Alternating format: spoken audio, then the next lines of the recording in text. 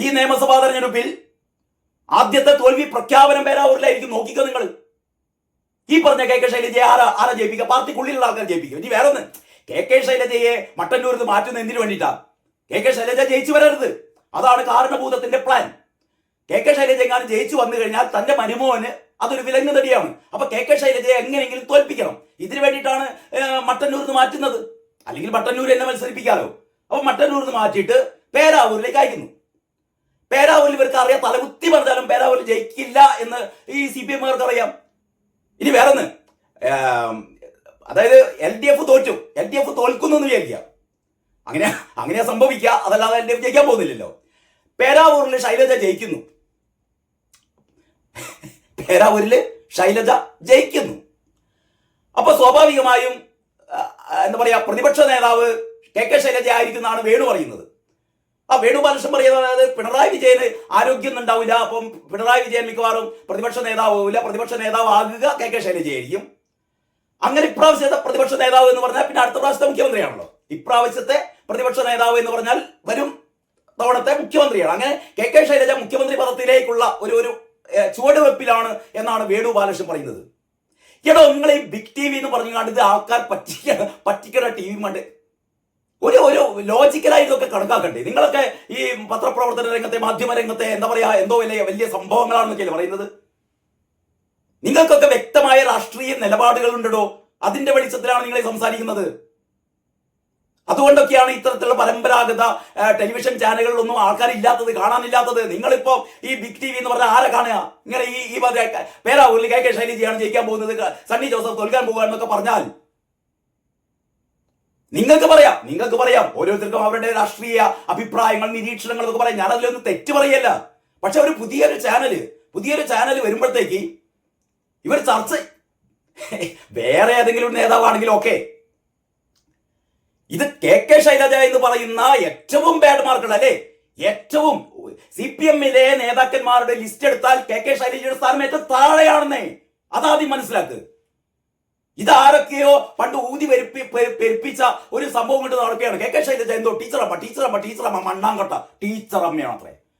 കേരളത്തിലെ ഏറ്റവും കൂടുതൽ കള്ളത്തരം പറയുന്ന, കേരളത്തിലെ ഏറ്റവും വലിയ അഴിമതി നടത്തിയ, കേരളത്തിലെ ഏറ്റവും വലിയ തള്ളുകാരിയായ, ഇതൊക്കെയാണ് അവര്. വർഗീയ ധ്രുവീകരണം നടത്തുന്ന, കാഫിർ സ്ക്രീൻഷോട്ടിന് വേണ്ടിയിട്ട് ഷാഫി പറമ്പിലിനെ ബലിയാളാക്കിയ നാണം കെട്ട തോൽവി, അല്ലെ, ഈ വടകരയിലെ നാണം കെട്ട തോൽവി. അവര് തന്നെ അവര് വിചാരിച്ചിട്ടുണ്ടാവില്ല ഇങ്ങനെ. അല്ലെ, ഷാഫി പറമ്പിലല്ലേ വിചാരിച്ചിട്ടുണ്ടാവും. ഷാഫി പറമ്പിൽ, ഞാനിപ്പോഴും ഓർത്തു പോകുകയാണ് വടകരയിൽ ഷാഫി പറമ്പിലിന്റെ ആദ്യത്തെ വരവ്. ആ വരവിൽ തന്നെ ഇവർ ഞെട്ടി, വടകര ഇളകി മറിയുകയായിരുന്നു. എന്നിട്ട് പേരാവൂരിൽ, ഇനി വേറൊന്ന്, പേരാവൂരിൽ മത്സരിച്ചാൽ അവിടുത്തെ CPM-കാര് പകുതി ആൾക്കാർ വോട്ട് ചെയ്യൂല. പേരാവൂരിൽ കെ കെ ശൈലജയ്ക്ക് പകരം വേറെ ഏതെങ്കിലും ഒരാള്, നമ്മളെ ചിന്താ ജെറോമിനെ നിർത്തുന്നേ. പേരാവൂരിൽ ചിന്താ ജെറോം നിർത്തിയാൽ, അല്ലെങ്കിൽ A റഹീം നിർത്തിയാൽ, അല്ലെങ്കിൽ ഈ CPM-ലെ ഇമ്മാതിരി കോമാളികളെ ആരെങ്കിലും നിർത്തുന്നേ, അവരിതിനേക്കാളും വോട്ട് വാങ്ങും. ഒരു സംശയം വേണ്ട. PP ദിവ്യനെ നിർത്ത്. PP ദിവ്യ മത്സരിച്ചാൽ പോലും PP ദിവ്യ വൻ വോട്ടുകൾ നേടും ശൈലജയേക്കാൾ. കാരണം ശൈലജയേക്കാൾ ഇവരെല്ലാം മുന്നിലാണ്. ശൈലജയേക്കാൾ ഒരുപടി മുന്നിലാണ് PP ദിവ്യ എന്ന് പറയുന്ന നവീൻ ബാബുവിന്റെ മരണവുമായി ബന്ധപ്പെട്ട് നമ്മളെ പ്രതിക്കൂട്ടിൽ നിർത്തിയിരിക്കുന്ന PP ദിവ്യ എന്ന് പറയുന്നത്, അവരുടെ ഒരു ഗ്രാഫ് എന്ന് പറയുന്നത് ശൈലജയേക്കാൾ മുകളിലാണ്. ചിന്താ ജെറോം, അല്ലെ, അച്ഛനില്ലാ നേരത്തെ അമ്മക്കുണ്ടായ പട്ടികളെ എന്ന് വിളിച്ച ഏറ്റവും വെറുക്കപ്പെടേണ്ട സ്ത്രീ വിരുദ്ധയായ ചിന്താ ജെറോം, ആ ചിന്താ ജെറോം നിർത്തിയാൽ പോലും കെ ശൈലജയേക്കാൾ വോട്ട് ചിന്താ ജെറോമിന് കിട്ടും. A റഹീം എന്ന് പറയുന്ന മറ്റൊരു കോമാളിയുണ്ട്, നിർത്തട്ടെ, അതിനേക്കാൾ കിട്ടും. അങ്ങനെ ഈ ലെവലിലുള്ള ജെയ്ക്ക് തോമസ്, അങ്ങനെ കുറെ ആൾക്കാരുണ്ടല്ലോ. ഇവരൊക്കെ നിർത്തിയാൽ ഇവര് ശൈലജയേക്കാൾ വോട്ട് വാങ്ങും. പേരാവൂരിൽ ജയിക്കുന്നില്ല, അത് വേറെ കാര്യം. അപ്പൊ നമ്മളൊരു രാഷ്ട്രീയ വിശകലനം നടത്തുമ്പോൾ അതിന് നമ്മൾ പറയുന്നതിന് ഒരു ലോജിക്ക് വേണ്ടേ? ഞാനിപ്പോ പറയുന്നതിന്റെ ഏറ്റവും പ്രധാനപ്പെട്ട കാര്യം എന്ന് പറഞ്ഞാൽ, കഴിഞ്ഞ മൂന്ന് ടേമിലായി സണ്ണി ജോസഫ് ജയിച്ചു വരുന്ന മണ്ഡലമാണ് ഒന്ന്. രണ്ടാമത്, സണ്ണി ജോസഫ് എന്ന് പറയുന്നത് കോൺഗ്രസ് നേതാക്കന്മാരിൽ വെച്ച് പ്രതിച്ഛായയുള്ള, ഡീസൻസിയുള്ള, പ്രത്യേകിച്ച് ഒരു ആരോപണം ഉന്നയിക്കാനില്ലാത്ത, ജനങ്ങളുമായി അടുത്ത ബന്ധമുള്ള നേതാവാണ് സണ്ണി ജോസഫ്. സണ്ണി ജോസഫിനെതിരെ നിങ്ങൾക്ക് എന്ത് ആരോപണമാണോ ഉയർത്താനുള്ളത്? ഇപ്പൊ KPCC പ്രസിഡന്റ് എന്ന രീതിയിൽ അദ്ദേഹം സുധാകരനോളം ഉയർന്നിട്ടില്ല എന്നുള്ളതൊക്കെ ശരി തന്നെ. നേരെ മറിച്ച് അദ്ദേഹം ഒരു അദ്ദേഹത്തിന്റെ പ്രതിച്ഛായക്ക് ഒരു വോട്ടൊന്നും സംഭവിച്ചിട്ടില്ല. സണ്ണി ജോസഫ് ഏറ്റവും ആദർശശുദ്ധിയുള്ള നേതാവ് തന്നെയാണ് കോൺഗ്രസിൽ. ഈ വരുന്ന തിരഞ്ഞെടുപ്പിൽ CPM-നെ സംബന്ധിച്ചിടത്തോളം ഏറ്റവും വലിയ എന്താ ഭരണവിരുദ്ധ വികാരം, എങ്ങനെയെങ്കിലും ഈ പണ്ടാറൊന്ന് ഇവിടുന്ന് പോയി കിട്ടണമെന്ന് ആലോചിക്കുന്ന ഒരു അവസരം. ആ അവസരത്തില് KK ശൈലജ പേരാവൂരില് മത്സരിച്ചു കഴിഞ്ഞാൽ, മാത്രമല്ല മട്ടന്നൂർ കൊടുക്കാതെ പേരാവൂരിലേക്ക് കൊണ്ടുവരുമ്പോൾ വളരെ കൃത്യമാണ്. CPM അണികൾക്കൊക്കെ അറിയാം എമ്മനെ തോൽപ്പിക്കാൻ വേണ്ടിയിട്ടാണ് കൊണ്ടുവരുന്നത്. കാരണഭൂതം KK ശൈലജയെ തോൽപ്പിക്കാനാണ് പേരാവൂരിൽ ഇട്ടത്, അല്ലെങ്കിൽ പേരാവൂരിലേക്ക് കൊണ്ടുവരുന്നത് എന്ന് ഈ പിണറായിയുടെ ഫാൻസുകാർക്ക് മുഴുവൻ അറിയാം. അവര് KK ശൈലജയെ തോൽപ്പിച്ചിരിക്കും, ഒരു സംശയവും വേണ്ട. നമ്മളെ 2 മാസം കഴിഞ്ഞാൽ അറിയാൻ പോകുന്ന കാര്യമാണ്. ഏതായാലും ഒരു കാര്യം ഉറപ്പിച്ചു, പേരാവൂരിൽ തന്നെയാണ് ശൈലജ മത്സരിക്കാൻ പോകുന്നത്. അവരൊരുപാട് പ്രതിഷേധിച്ചു നോക്കിയാണ്. ഇന്ത്യൻ എക്സ്പ്രസിലൊക്കെ വാർത്ത വന്നിരുന്നു. സംസ്ഥാന കമ്മിറ്റിയിൽ അവർ പ്രതിഷേധിച്ചു. അവർക്ക് മട്ടന്നൂർ അവർക്ക് കൊടുക്കാത്തതിൽ. മട്ടന്നൂർ വേണ്ടാന്ന് മട്ടന്നൂർക്കാർ തന്നെയാണ് പറഞ്ഞത്. അപ്പൊ ഏതായാലും ബിഗ് TV ഗംഭീരമായിട്ടുണ്ട് കേട്ടോ, ഗംഭീരമായിട്ടുണ്ട്. നിങ്ങളിങ്ങനെ എന്താ പറയാ, ഒന്നും പറയാൻ പറ്റില്ല നമുക്ക്. ഇപ്പൊ റിപ്പോർട്ടർ TV ഒക്കെ ഏറ്റവും ഈ ബാർ റേറ്റിംഗിലൊക്കെ മുന്നോട്ട് പോവുക എന്നുള്ള രീതിയിലാണെങ്കിൽ ഇവർക്ക് എന്തും പറയാം. പക്ഷേ പറയുന്നത് നമ്മളെ പ്രേക്ഷകർക്ക് പറയുന്നതിന് ഒരു വിശ്വാസ്യത വേണം. ഏതായാലും നടക്കട്ടെ. ബിഗ് TV ആഗ്രഹിക്കുന്നത് പോലെ എന്താ പറയാ, പേരാവൂരില് KK ശൈലജ വൻ ഭൂരിപക്ഷത്തിന് ജയിക്കും എന്ന് ബിഗ് TV പറയുന്നു. അടുത്ത എന്താ പറയാ, പ്രതിപക്ഷ നേതാവാകും. ഏതായാലും മുഖ്യമന്ത്രി ആവുമെന്ന് പറയുന്നില്ല. അടുത്ത പ്രതിപക്ഷ നേതാവ് അത് കഴിഞ്ഞിട്ടാണത്രേ 2026 2031 മുഖ്യമന്ത്രി. 2031 മുഖ്യമന്ത്രിയാണ് KK ശൈലജ എന്നാണ് ബിഗ് TV പറയുന്നത്. അങ്ങനെ ബിഗ് TVക്ക് എല്ലാവിധ ആശംസകളും നേരുകയാണ് ഈ അർദ്ധരാത്രി. എല്ലാവർക്കും നമസ്കാരം. വാർത്താ വിശേഷങ്ങളുടെ പുതിയൊരു എപ്പിസോഡിലേക്ക് സ്വാഗതം. ബിഗ് TV എന്നു പേരായ പുതിയ ന്യൂസ് ചാനൽ അത് കഴിഞ്ഞ 2 ദിവസമായി ചില രാഷ്ട്രീയ ചർച്ചകളൊക്കെ ആയിട്ട് ഇങ്ങനെ പ്രേക്ഷകരുടെ മുന്നിലേക്ക് എത്തുകയാണ്. നമുക്കറിയാലോ, ഈ മലയാള ടെലിവിഷൻ രംഗത്തെ പ്രമുഖരായ വേണു ബാലകൃഷ്ണൻ, പിന്നെ സുജയ പാർവതി, ലക്ഷ്മി പത്മ, അങ്ങനെ നിരവധി പ്രശസ്തരായ ആളുകൾ ചേർന്ന്, അല്ലെങ്കിൽ അവരൊക്കെ ബിഗ് TVയിലേക്ക് പോയി. അപ്പൊ ബിഗ് TV എന്താണ് മലയാള ടെലിവിഷൻ രംഗത്ത് എന്ത് മാറ്റമാണ് കൊണ്ടുവരാൻ പോകുന്നത്, അല്ലെങ്കിൽ ഏത് തരത്തിലുള്ള അവതരണമാണ്, അവരുടെ രാഷ്ട്രീയം എന്താണ്, അവരുടെ ലക്ഷ്യം എന്താണ്, തുടങ്ങിയ ഒരുപാട് സംശയങ്ങൾ പ്രേക്ഷകർക്കിടയിലുണ്ട് കേട്ടോ. ഞാൻ ഇന്ന് കുറച്ചു മുമ്പ് ബിഗ് TVയുടെ ഒരു ഇലക്ഷൻ ചർച്ച, വേണു ബാലകൃഷ്ണനാണ് ആ ചർച്ച നയിക്കുന്നത്. അതിഥിയായി എത്തിയത് ശ്രീ A സജീവനാണ്. എന്റെ ഏറ്റവും അടുത്ത സുഹൃത്താണ് A സജീവൻ. കേരള കൗമുദിയിൽ ദീർഘകാലം എന്നോടൊപ്പം പ്രവർത്തിച്ച A സജീവൻ. കേരളത്തിലെ നിങ്ങൾക്ക് എല്ലാവർക്കും പരിചയം ഉണ്ടായിരിക്കും. ഒരുപാട് ഇത്തരത്തിലുള്ള രാഷ്ട്രീയ ചർച്ചകളിലെ നിറ സാന്നിധ്യമാണ് സജീവന്റേതായ രാഷ്ട്രീയമുണ്ട്. അതേസമയത്ത് തന്നെ വളരെ ആധികാരികമായി ഇത്തരത്തിലുള്ള രാഷ്ട്രീയ നിരീക്ഷണങ്ങളൊക്കെ നടത്താറൊക്കെയുണ്ട്. ഈ ബിഗ് TVയുടെ ഈ ചർച്ച ഏത് സംബന്ധിച്ചാണ് എന്ന് വെച്ചാൽ, പേരാവൂരിൽ ആരാണ് വിജയിക്കാൻ പോകുന്നത്, അതായിരുന്നു ഈ ചർച്ചയുടെ ഒരു ഉൾക്കാമ്പ് എന്ന് പറയുന്നത്. KK ശൈലജ എന്ന് പറയുന്ന ടീച്ചർ അമ്മ, അവര് നേരത്തെ മട്ടന്നൂരായിരുന്നല്ലോ. മട്ടന്നൂരാണ് അവരുടെ മണ്ഡലം. അവരുടെ കഴിഞ്ഞ തവണ ഏതാണ്ട് എത്രയാണ്, 60,000-ൽ കൂടുതൽ വോട്ടുകൾക്ക്, 60,000. ഒരുപക്ഷെ എനിക്ക് തോന്നുന്നു കേരളത്തിലെ തന്നെ ഏറ്റവും വലിയ ഭൂരിപക്ഷം KK ശൈലജക്കായിരുന്നു. അപ്പൊ കഴിഞ്ഞ തിരഞ്ഞെടുപ്പിൽ 60,000-ൽ കൂടുതൽ വോട്ടുകളുടെ ഭൂരിപക്ഷത്തിന് മട്ടന്നൂരിൽ നിന്ന് വിജയിച്ച KK ശൈലജ, ആ KK ശൈലജയെ പിണറായി വിജയൻ മാറ്റി നിർത്തുകയായിരുന്നു. മന്ത്രിസഭയിലൊന്നും ഉൾക്കൊള്ളിച്ചിരുന്നല്ലോ. അതിനു പകരം KK ശൈലജയിൽ നിന്ന് ആരോഗ്യവകുപ്പ് നമ്മുടെ കത്രിക മന്ത്രി എന്നൊക്കെ വിശേഷിപ്പിക്കുന്ന വീണ ജോർജിനാണ് കൊടുത്തത്. കാരണം KK ശൈലജക്ക് കൊടുക്കില്ല. കാരണം KK ശൈലജക്ക് ഒരു അന്തംഗമ്മികളും അല്ലെങ്കിൽ ഒരു പ്രത്യേക വിഭാഗത്തിൽപ്പെട്ട ആൾക്കാർ KK ശൈലജ എന്തോ വൻ സംഭവം എന്നുള്ള രീതിയിലാണ് KK ശൈലജയെ അവതരിപ്പിച്ചിരുന്നത് കേട്ടോ. അതൊരു പക്ഷേ കുറെ ആൾക്കാരൊക്കെ വിശ്വസിച്ചു. ഈ കോവിഡ് കാലത്ത് കേരളത്തിലേക്ക് കോവിഡിനെ തടഞ്ഞു നിർത്തിയത് കെ ശൈലജയാണ് എന്ന തരത്തിലുള്ള ഒരു PR വർക്ക് നടന്നിരുന്നു. ഈ അമേരിക്കയിൽ നിന്ന് ആളുകൾ കെ ശൈലജയെ വിളിക്കുന്നു, മാസ്ക് ഉണ്ടോ എന്ന് ചോദിക്കുന്നു, PP കിറ്റ് ഉണ്ടോ എന്ന് ചോദിക്കുന്നു, ഞങ്ങൾ കേരളത്തിലേക്ക് വരട്ടെ എന്ന് ചോദിക്കുന്നു. അങ്ങനെ കെ ശൈലജ എന്ന് പറഞ്ഞാൽ എന്തോ ഒരു വൻ സംഭവം എന്നുള്ള രീതിയിൽ ഇവിടെ അവതരിപ്പിച്ചു.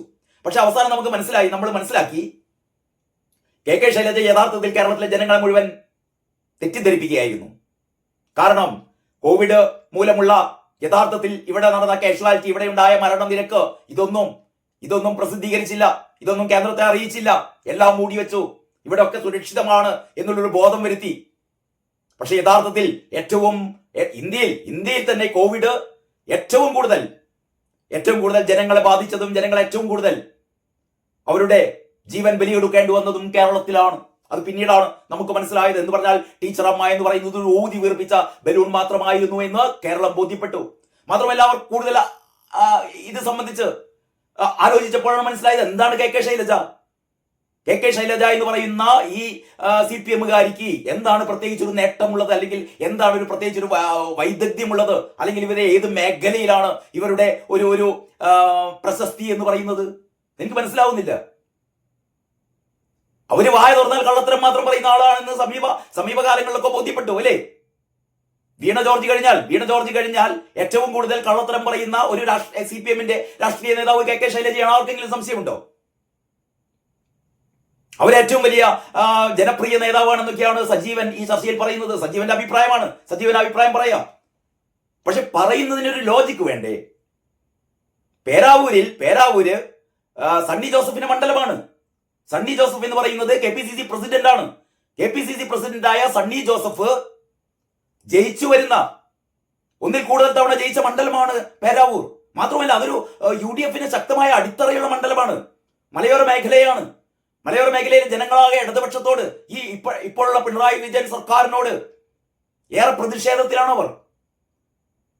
കഴിഞ്ഞ തവണ ഞാൻ പേരാവൂരിലെ ഒരു വോട്ടിംഗ് നില നിങ്ങൾ ആദ്യം തന്നെ ഒന്ന് മനസ്സിലാക്കുന്നതായിരിക്കും. അതായത് 2021, അതായത് കഴിഞ്ഞ തവണ സണ്ണി ജോസഫ് ജയിക്കുന്നത് 66,706 വോട്ടുകളാണ് സണ്ണി ജോസഫിന് കിട്ടുന്നത് കേട്ടോ. അതേസമയത്ത് CPM-ന്റെ സ്ഥാനാർത്ഥി സക്കീർ ഹുസൈൻ കിട്ടുന്നത് 63,534 എന്ന് പറഞ്ഞാൽ 3000 ചില്ലാൻ വോട്ടുകൾക്കാണ്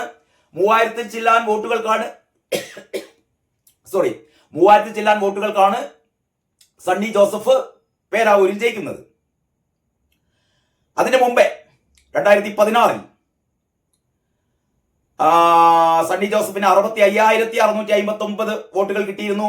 എതിർ സ്ഥാനാർത്ഥിയായ CPM-ലെ തന്നെ അഡ്വക്കേറ്റ് ബിനോയ് കുര്യന് 57,670 എന്ന് പറഞ്ഞാൽ 8,000-ലേറെ വോട്ടുകൾക്കാണ് സണ്ണി ജോസഫ് അതിന് മുമ്പത്തെ തവണ ജയിക്കുന്നത്. 2011 സണ്ണി ജോസഫിന് 56,151 വോട്ടും, അന്ന് എതിർ സ്ഥാനാർത്ഥി കെ ശൈലജയായിരുന്നു. അന്ന് കെ ശൈലജയ്ക്ക് 52,711 വോട്ടാണ് കിട്ടിയത്. 52,711 പറഞ്ഞാൽ 4,000-ഓളം വോട്ടിന് സണ്ണി ജോസഫ് ജയിച്ചു. അപ്പോൾ 3 തവണ സണ്ണി ജോസഫ് തുടർച്ചയായി ജയിക്കുന്ന മണ്ഡലമാണ് പേരാവൂര്.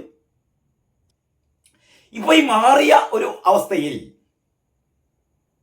അതായത് കഴിഞ്ഞ തവണ ഒരു കഴിഞ്ഞ തവണത്തെ LDF തരംഗത്തിൽ പോലും 3000-ലേറെ വോട്ടുകൾക്ക് സണ്ണി ജോസഫ് ജയിച്ച മണ്ഡലം, 3 തവണ തുടർച്ചയായി ജയിച്ച മണ്ഡലം, 2011 കെ ശൈലജയെ തോൽപ്പിച്ച മണ്ഡലം, അവിടെ കെ ശൈലജ വീണ്ടും വരുന്നു. എങ്ങനെയുള്ള കെ ശൈലജയെ വരുന്നത്? കഴിഞ്ഞ നാളുകളിലൊക്കെ പ്രതിച്ഛായ നഷ്ടപ്പെട്ടുകൊണ്ട് അല്ലെ, ഏറ്റവും വലിയ പെരും നുണച്ചി എന്നുള്ള പേരിൽ സോഷ്യൽ മീഡിയയിലൊക്കെ ട്രോളുകൾ വരുന്ന ശൈലജയെ വരുന്നത്. അവരെന്തൊക്കെയായിരുന്നു കഴിഞ്ഞ ദിവസങ്ങളിൽ പറഞ്ഞത്? അവരൊരു സീറ്റിന് വേണ്ടി അവർ ചെയ്തു കൂട്ടിയ കോമാളിത്തം അല്ലെ, അത് കണ്ടിട്ട് നമ്മൾ അമ്പരന്നിട്ടുണ്ട്. ഞങ്ങൾക്ക് പിറക്കാതെ പോയ മകനാണ് പിണറായി വിജയൻ എന്ന് എവിടെയോ കേരളത്തിലെ ഏതൊരു വീട്ടിലെ 3 അമ്മമാർ, 3 സ്ത്രീകൾ, അങ്ങനെ ഒരു ഇവരുടെ ഒരു പ്രസംഗം കേട്ടിട്ടുണ്ടാവും അല്ലേ? അത് കേൾക്കാത്തവരൊന്നും ഉണ്ടാവിരിക്കില്ല. ഭയങ്കര ട്രോളായിരുന്നു, തമാശയായിരുന്നു. അതായത് എന്തോ ഒരു സർവേക്ക് ഒരു വീട്ടിൽ കയറി ചെന്ന ഒരു ഉദ്യോഗസ്ഥയോട് അവിടെ 3 സ്ത്രീകൾ മാത്രമേ ഉള്ളൂ അത്രേ. അപ്പൊ ഈ ഉദ്യോഗസ്ഥ ചോദിക്കുകയാണ്, നിങ്ങൾ 3 സ്ത്രീകൾ എങ്ങനെയാ അവിടെ ജീവിക്കുന്നത്? അത് തന്നെ ഒരു ഉണ്ടാക്കിയ കഥയാണ് നമുക്കറിയാം. ഒരു വീട്ടിലെ 3 സ്ത്രീകൾ, കേരളത്തിൽ എത്ര വീടുകളിൽ 2-3 സ്ത്രീകൾ മാത്രമായിട്ട് ജീവിക്കുന്നുണ്ട്. അപ്പൊ ഈ സർവേ നടത്തിയ സ്ത്രീ ചോദിക്കണം, നിങ്ങൾ എങ്ങനെയാണ് ഈ 3 സ്ത്രീകൾ ഇവിടെ ഒറ്റയ്ക്ക് ഇവിടെ ജീവിക്കുന്നത് എന്നുള്ള ചോദ്യം തന്നെ ഒരു അലമ്പ് ചോദ്യമാണ് അല്ലെ? അതൊരാക്കിയ ചോദ്യമാണ്, അല്ലെങ്കിൽ അത് ശൈലജ ഉണ്ടാക്കിയ ഒരു ചോദ്യമാണ്. അപ്പൊ ആ സ്ത്രീകൾ പറഞ്ഞത്രേ, ഞങ്ങൾക്കൊരു ബുദ്ധിമുട്ടുമില്ല, ഞങ്ങൾക്ക് പിറക്കാതെ പോയ മോനുണ്ടല്ലോ. അപ്പോ ഈ സർവേ നടത്തിയ സ്ത്രീക്ക് മനസ്സിലായില്ല അത്ര, ഇവർക്ക് പിറക്കാതെ പോയ മോനോ അതാരാണ്? അപ്പൊ കെ ശൈലജ പറയാണല്ലോ, ഈ സർവേക്ക് വന്ന സ്ത്രീക്ക് ഉദ്യോഗസ്ഥർക്ക് മനസ്സിലായില്ലെങ്കിലും എനിക്കപ്പം തന്നെ മനസ്സിലായി. കെ ശൈലജക്ക് അപ്പം തന്നെ മനസ്സിലായത്ര, ആരാണത്? പിണറായി അല്ല, വിദ്യ ആര്? ഇമ്മാതിരി തള്ളു എന്ന് പറഞ്ഞാണ്ടല്ലോ. ഈ അമ്മയാണ് പേരാവൂർ മത്സരിക്കാൻ പോകുന്നത്, ആരാ വോട്ട് ചെയ്യുക? നിങ്ങളൊന്ന് പറ. ഇമ്മാതിരി ഇത് പറയാൻ കാരണം എന്താണെന്നറിയോ? പിണറായിനെ സുഖിപ്പിക്കുക. പിണറായിനെ സുഖിപ്പിച്ചു കഴിഞ്ഞാൽ ഈ അമ്മ വിചാരിക്കുന്നു, കെ ശൈലജ വിചാരിക്കുന്നു, തനിക്ക് അടുത്ത പ്രാവശ്യം സീറ്റ് കിട്ടും. അപ്പൊ തനിക്ക് അടുത്ത പ്രാവശ്യം സീറ്റ് കിട്ടാൻ വേണ്ടിയിട്ട് ഈ അമ്മ നടത്തുന്ന തള്ളാണെന്നേ. ഈ കെ ശൈലജയാണോ CPM-ലെ ഒരു എന്താ പറയാ മികച്ച നേതാവ് എന്നൊക്കെ പറയുന്നത്? ഈ അമ്മ മറ്റേ കോവിഡ് കാലത്ത് മന്ത്രിയായിരുന്ന കാലത്ത് ഇവിടെ നടന്ന സാമ്പത്തിക അഴിമതി CAG റിപ്പോർട്ടിൽ, ഇതിവിടുത്തെ പ്രതിപക്ഷം എന്നല്ല പറയുന്നത്, CAG റിപ്പോർട്ടിൽ ഉള്ളതാണ്. 150 രൂപക്ക് കിട്ടുന്ന അല്ലെങ്കിൽ 350 രൂപ കിട്ടുന്ന PP കിറ്റ് 1500 രൂപക്ക് വാങ്ങിയെന്ന്.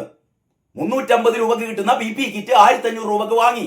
ഗ്ലൗസ്, മാസ്ക്, ഇതേപോലെ വൻ കോടികളുടെ അഴിമതി ഇവിടെ നടന്നു എന്ന് CAG റിപ്പോർട്ട്.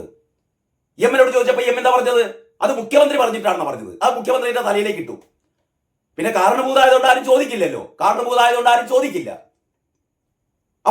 അപ്പൊ കോവിഡ് കാലത്ത് കേരളത്തിൽ ഏറ്റവും വലിയ കൊള്ള നടത്തിയത് ഈ മന്ത്രിയാണ് എന്ന് CAG റിപ്പോർട്ടിലുണ്ട്. മാത്രവുമല്ല, ഈ കഴിഞ്ഞ കാലഘട്ടങ്ങളിലൊക്കെ നേരത്തെ പറഞ്ഞ മതി പിറക്കാതെ പോയ മകൻ എന്ന് തുടങ്ങിയ തള്ളുകൾ വടകരയിൽ മത്സരിച്ചപ്പോ ഇനി കെ ശൈലജ ഏറ്റവും വലിയ ഇപ്പൊ സജീവം പറയുന്നത് കെ ശൈലജ അവിടെ മത്സരിച്ചു കഴിഞ്ഞാൽ CPM-ലെ എന്താ പറയാ CPA-ലെ ഏറ്റവും പിണറായി കഴിഞ്ഞാൽ പിന്നെ കെ ശൈലജയേ ഉള്ളൂ എന്നൊക്കെ പറയുന്നത്. പറഞ്ഞോട്ടെ, അങ്ങനെയാണെങ്കിൽ വടകരയിൽ ജയിക്കേണ്ടതല്ലേ? വടകരയില് കെ ശൈലജ പാട്ടും പാടി ജയിക്കുന്നു വിചാരിച്ച ഏതല്ലോ തറവാട്ടുമുറ്റത്ത് വന്നിട്ട് അവിടെ ഭയങ്കര പാട്ടും കൂത്തും ഡാൻസും ഒക്കെ ആയിരുന്നല്ലോ. അവസാനം ഷാഫി പറമ്പിൽ വന്നിട്ട് നാണം കെട്ട തോൽവി തോൽക്കുന്നു മനസ്സിലായപ്പോ അവിടെ എന്തൊക്കെയാണ് വർഗീയ ചേരി സൃഷ്ടിക്കാൻ ശ്രമിച്ചില്ലേ? കേരളത്തിൽ ആദ്യമായിട്ടല്ലേ ഇത്? കാഫിർ സ്ക്രീൻഷോട്ട് ഇറക്കിയില്ലേ? ശൈലജയുടെ മോർഫ് ചെയ്ത വീഡിയോകൾ, മോർഫ് ചെയ്ത ഫോട്ടോകൾ പാർട്ടി സെക്രട്ടറി അടക്കം ഇവിടെ ഒന്ന് പറഞ്ഞില്ലേ? ശൈലജയുടെ മോർഫ് ചെയ്ത ഫോട്ടോകൾ ഇറക്കി ആര്? ഷാഫി പറമ്പിലെ വീഡിയോ ഇറക്കി. അവസാനം എവിടെ വീഡിയോ? ആര് കണ്ടു? ആരും കണ്ടില്ല. ആട്ട് വിടുകയാണ്. മോർഫ് ചെയ്ത വീഡിയോകൾ ഇറക്കി, മോർഫ് ചെയ്ത ഫോട്ടോകൾ ഇറക്കി, ആരും കണ്ടില്ല. ഞാനേ കണ്ടുള്ളൂ എന്ന് പറഞ്ഞ മാതിരി ഇവിടെ കാണാൻ ആരുണ്ടായിരുന്നില്ല. വെറുതെ വിടുകയാണ്. കാരണം ഷാഫി പറമ്പിലിനെതിരെ വർഗീയ ധ്രുവീകരണം നടത്തണം. അവസാനം കാഫിർ സ്ക്രീൻഷോട്ട് അല്ലെ? ഇതൊക്കെ കേരളീയ സമൂഹം ചർച്ച ചെയ്തുകൊണ്ടിരിക്കുന്ന കാര്യങ്ങളാണ്. എവിടെ? ആരാ കാഫിർ സ്ക്രീൻഷോട്ട് ഉണ്ടാക്കിയത്? പിണറായി വിജയ പറയടോ, ആരാ കാഫിർ സ്ക്രീൻഷോട്ട് ഉണ്ടാക്കിയത്? നിന്റെ പോലീസ് അല്ലേ? അന്വേഷിച്ച് എവിടെ എത്തി? അന്വേഷണം പാതി വഴിക്ക് നിർത്തി. കാരണം എന്താ? അന്വേഷിച്ച് ചെന്നപ്പോ കാഫിർ സ്ക്രീൻഷോട്ട് ഉണ്ടാക്കിയത് DYFI-കാരനാണ്.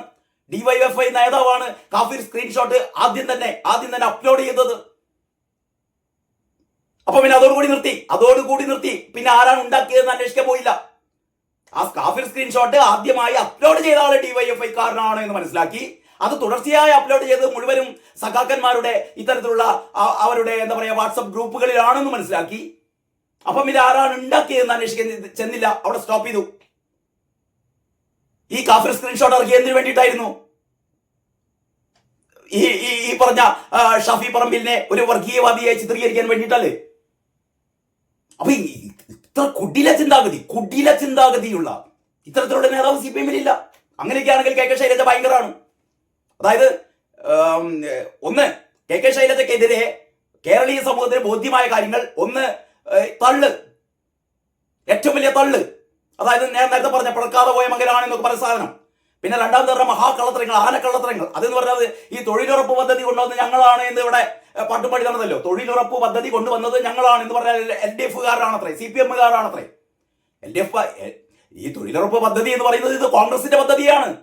UPA ഗവൺമെന്റിന്റെ കാലത്ത് കോൺഗ്രസിന്റെ പ്രകടന പത്രികയിലുള്ളതാണ്. അവരാണ് കൊണ്ടുവന്നത്. അത് ഞങ്ങളാണ് കൊണ്ടുവന്നത് എന്ന് പാവപ്പെട്ട ഈ തൊഴിലുറപ്പ് പണിക്കാരോട് പറയുക, അവരെ കൊണ്ട് പറയിപ്പിക്കുക. ഇതെവിടെയെങ്കിലും കേട്ടിരുന്നോ?